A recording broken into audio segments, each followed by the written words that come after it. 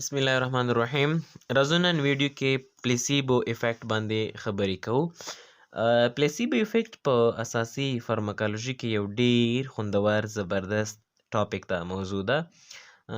مشکل نه ده، اسانه ده. پلیسیبو ډیفینیشن د 2 لاینز کار دی، 2 لاینونو کې خلاصیږي، خو دغه ویډیو کې به موږ ډیټیل سره پلیسیبو افیکټ باندې خبرې کوو تر څو مو کانسپټ کلیر شي. نن ویډیو کې به څو موضوعات باندې بحث وکړو. اول، پلیسیبو افیکټ څه ته وایي دا به زده کړو. دویم، پلیسیبو ډرګز اگزامپل مثالونه دي. دریم، ریکوایرمنټس کومو شیانو ته د پلیسیبو ډرګز د تطبیق وخت کې ضرورت وي، اړتیا وي، او د سره میکانیزم یې څه ډول ده. څلورم، ټاکسیسیټي انډیزایرډ افیکټ نامطلوبې اغیزې چې دي د دې ډرګز استعمال، او پنځم به بیا موږ یوزز یا د پلیسیبو ډرګز استعمال باندې خبرې کوو. که زه لنډ ډول پلیسیبو در وپېژنم، دې ته موږ ډرګ وایو، او پلیسیبو د درملو یو دوهم نوم دی. که تاسې دغه درمل وګورئ، په دې درمل کې داخل کې چې کوم دا اکټیو انګریډینټس دي، فعال اجزاوې دي، فعال درمل دي. مثلا که زه دا فرض کم، دلته ما چې کوم اگزامپل اخیسته ده پیرسټامول. پیرسټامول دغه پیناډول چې کومې ګولۍ دي، دا خو ډېر غټ حجم لري، سایز لري که نه. نو په دې کې ډېر کم مقدار د پیرسټامول وي، دا کوم چې ما کوم رنګ سره ګرین کلر سره ښودلی ده، دا بقي برخه د ټبلیټ دا ایکسیپنټس وي، اضافي غیر فعال توکو نه جوړ شوي چې کې فیلر دي، ډایلوینټس دي، سټیبلایزرز دي، وغیره وغیره. د دې کار دا وي چې د درملو ته مشخص شکل ورکړي، د درملو چې کوم سایز دی، جسامت یې دی، حجم یې دی، دا زیات کی. دا اضافي چې کوم شیان ورسره دي غیر فعال دي ته موږ ایکسیپنټس وایو. کله چې یو ناروغ ته به وي او ته پیرسټامول ورکړې، ګوره دا پیرسټامول به د ده وجود ته ځي، وجود کې به ماتیږي، بیا به تجزیه کېږي، به د فارماکوکاینټیک کې به بیا دا ولوستل شي، جذبیږي به، بیا به دا پیرسټامول راځي په وجود کې به بعضې انزایمونه بلاک کوي، او کله چې انزایمونه بلاک کړي نو وجود کې به پیرسټامول فارماکالوژیکې اغیزې تولید کړي، او هغه اغیزه یې ده انټي پایریټیک افیکټ. انټي پایریټیک افیکټ دا معنی چې کومه تبه وي هغه به ورسره کنټرول شي، ښه به شي، منځه به لاړ شي. اوس پیرسټامول د فارماکالوژیک اغیزې ولې پیدا کړي په وجود کې؟ ځکه چې دغه ګولیو کې اکټیو انګریډینټس و، فعال درمل و، فعال اجزاوې چې هغه پیرسټامول نومېده. کله کله موږ داسې چل کوو چې یو ناروغ ته درمل ورکو چې هغه درمل پلیسیبو نومیږي.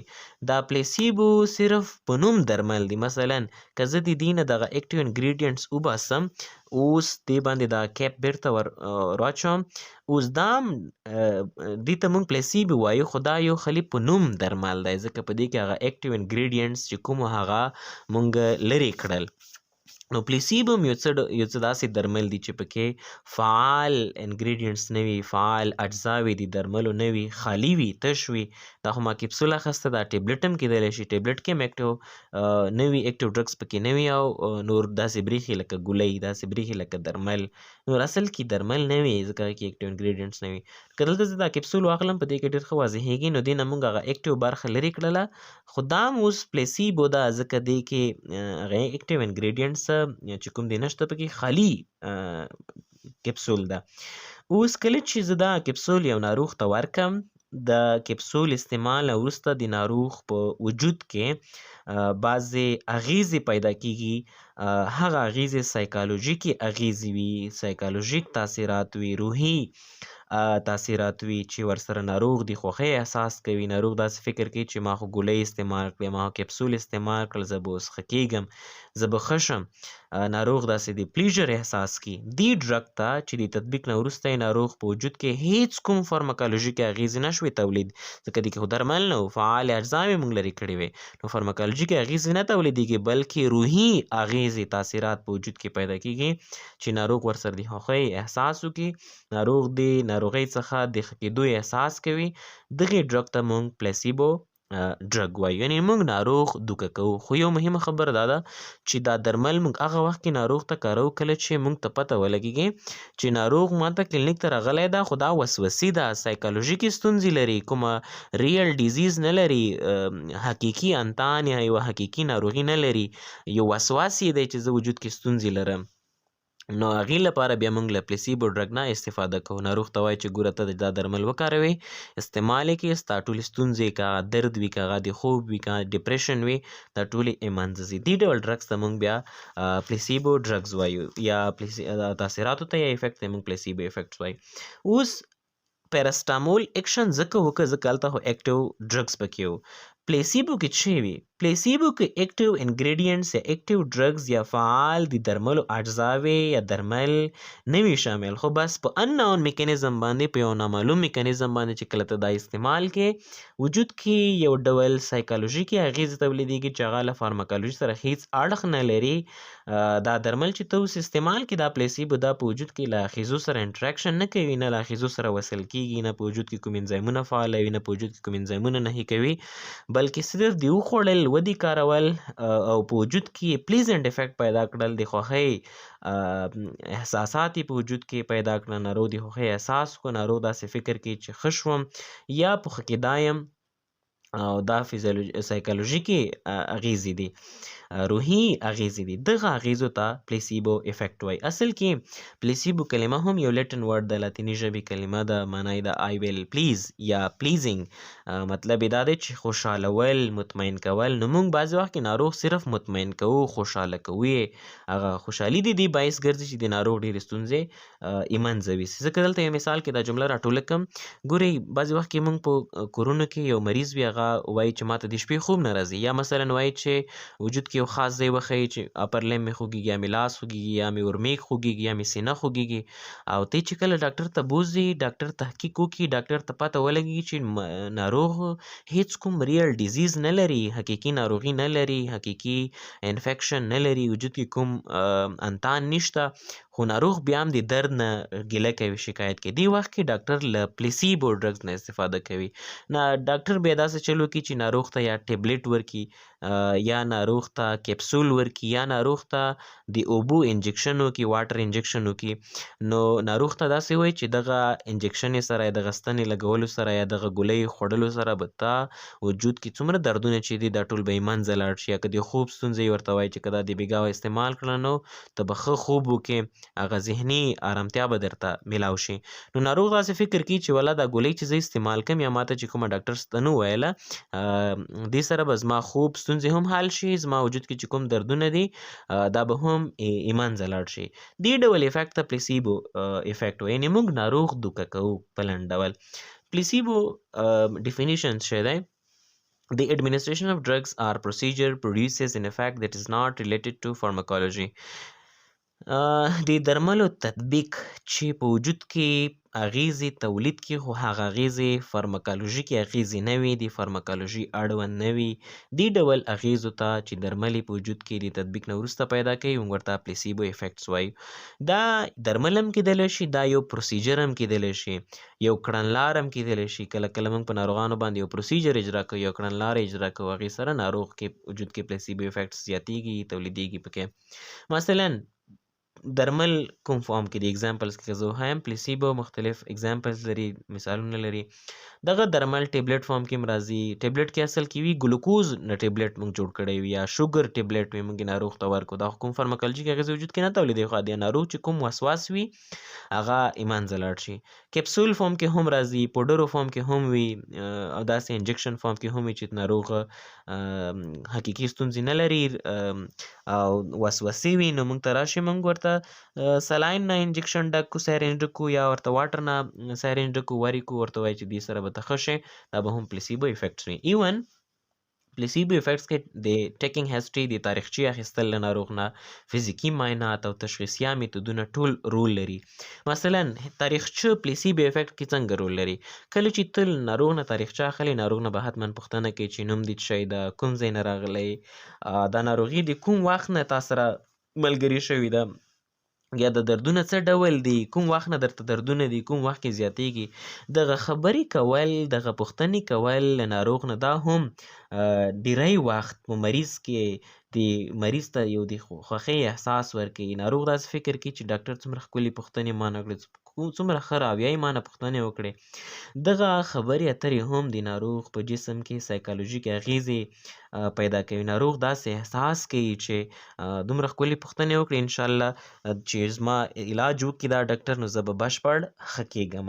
خو دا وړتیا هر ډاکټر سره نه وي، دا صلاحیت هر ډاکټر کې نه وي. ډېر کم ډاکټران داسې وي چې هغه دومره مؤثره، دومره په ښه راویه، په ښه طرز باندې تاریخچه واخلي چې ناروغ د درملو د تطبیق نه مخکې ډېر امیدونه پیدا شوي وي، پلیسیبو افیکټس یې په وجود کې پیدا شوي وي چې د ښه کېدو چانس مې ډېر دی.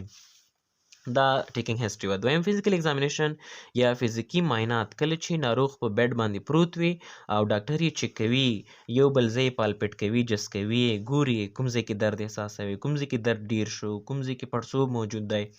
دغه په ښه ډول فزیکي معاینه هم د ناروغ په جسم کې سایکالوژیکې افیکټس پیدا کولی شي. ناروغ د خوښۍ احساس کوي، ناروغ داسې فکر کوي د فزیکي معاینې په جریان کې زړه کې چې دومره ښکلې معاینه یې ترسره کړله، فزیکي معاینه، انشاءالله زه به ښه کېږم. دا اوس یو پروسیجر ده، یو کړنلاره ده. دغه کړنلاره هم پلیسیبو افیکټس پیدا کولی شي. دریم ډایګنوسټیک پروسیجرز، تشخیصیه میتودونه.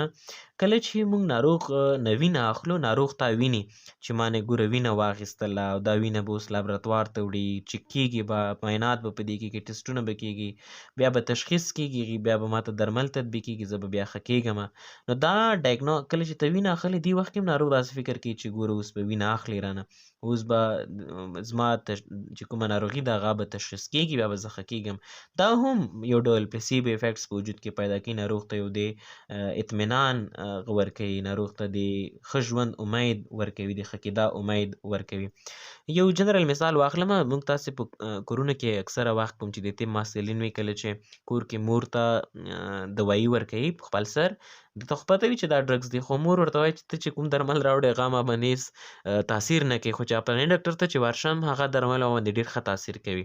دا ډېره کمن خبره ده زموږ په ټولنه کې ډېره زیاته، چې فلاني ډاکټر درمل ډېر ښه کار کوي، د بل اصل کې داسې وي چې ریکوایرمنټس کې د باندې خبرې کوم.